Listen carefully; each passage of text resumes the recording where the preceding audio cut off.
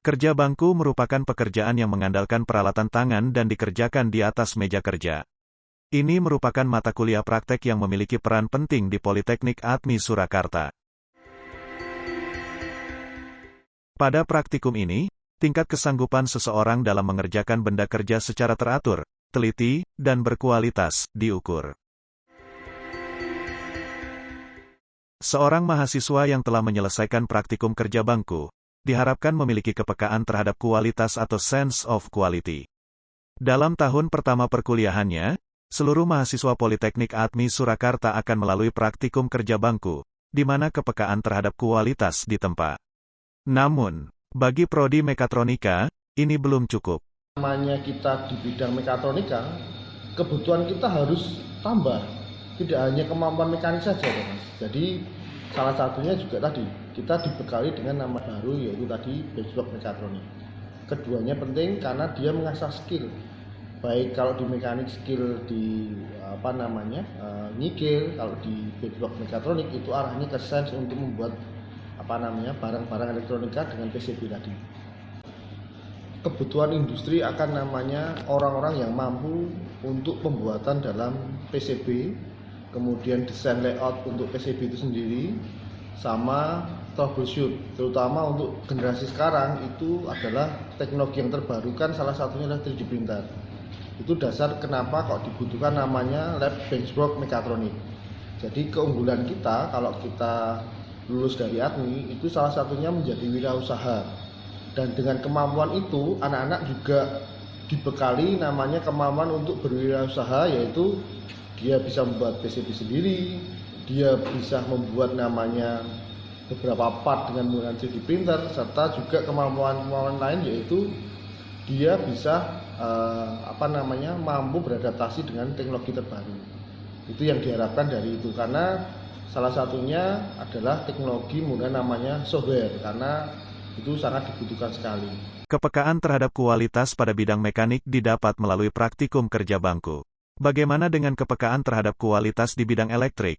Untuk menjawab pertanyaan tersebut, pada tahun 2014, program studi mekatronika merancang sebuah mata kuliah baru yang bernama Benchworks Mekatronika.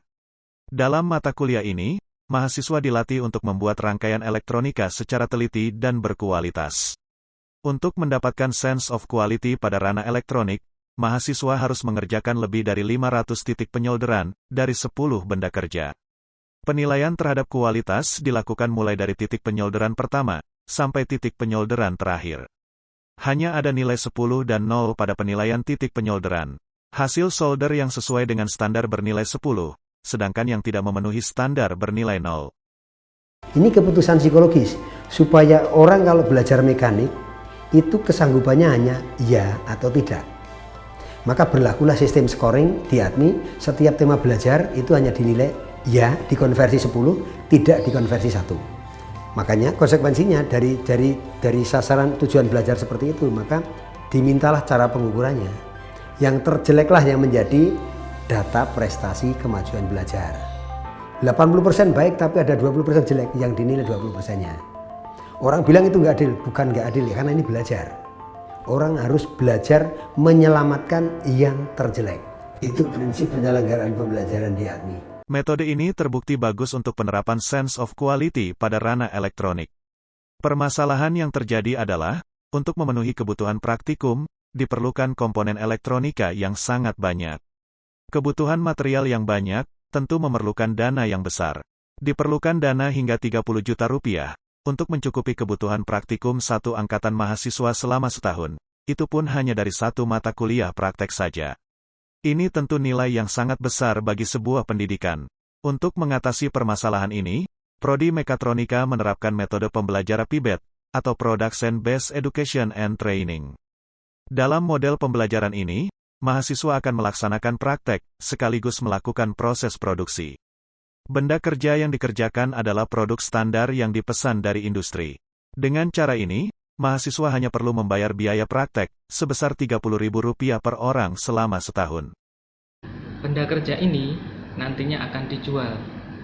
Jadi mahasiswa praktek tidak hanya sekedar mencari nilai saja, tetapi nanti juga akan bertanggung jawab terhadap customer. Sebagian besar biaya praktek merupakan hasil penjualan dari benda kerja mahasiswa.